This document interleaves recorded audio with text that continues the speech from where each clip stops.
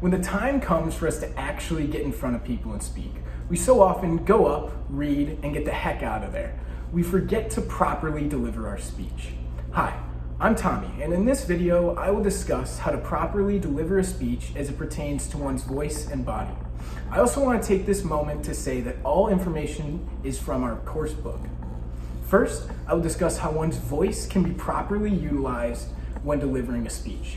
But it should be said that in order to achieve all of what is discussed, one must practice over and over and over again. Now, when discussing proper utilization of one's voice, there are a few key factors to think about.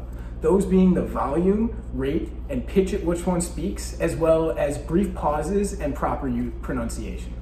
With volume, speak so everyone can hear you clearly, but not so loud that you are practically screaming. With one's rate, you must focus on the speed at which you speak to the audience. You want to ensure they can follow your ideas, but you don't want to speak so slow that you sound bored or even unknowledgeable on your topic. Likewise with pitch, we do not want to sound bored to avoid sounding monotone, because pitch can be used strategically to call attention to a word or point. We also have to ensure our pronunciation is spot on so to sound professional and prepared. If there aren't words that you know, look them up. Ensure you know how to say them 5 times fast so when presenting, articulation is the least of your worries. And lastly, you should utilize some brief pauses in your speech when presenting. Note how I paused there. And again, subconsciously your audience should hear that pause and note your point. But be sure not to stick filler words in where you desire a well-timed pause. Now that we discussed how to properly utilize your voice in a speech, let's cover how one's posture, gestures, facial expressions, self-presentation, their physicality pertains to properly delivering a speech.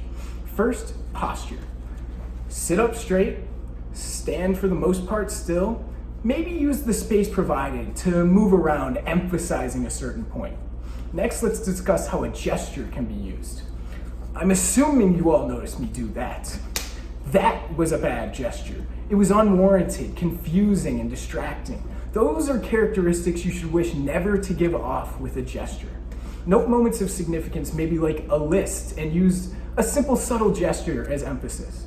Next, think about how you utilize facial expressions, like how you would utilize your voice's volume. Ensure you avoid both extremes of no facial expressions or over-animated ones. Your facial expressions should fit the mood of your speech. If it's a happy speech, look happy. If it's a serious one, look serious. And lastly, you must keep in mind how you present yourself when presenting. Don't dress like a schlub. You look like you care, because if you don't look like you care, then why should your audience care?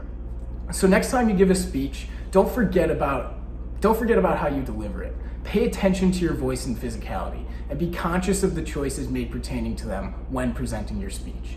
Thank you.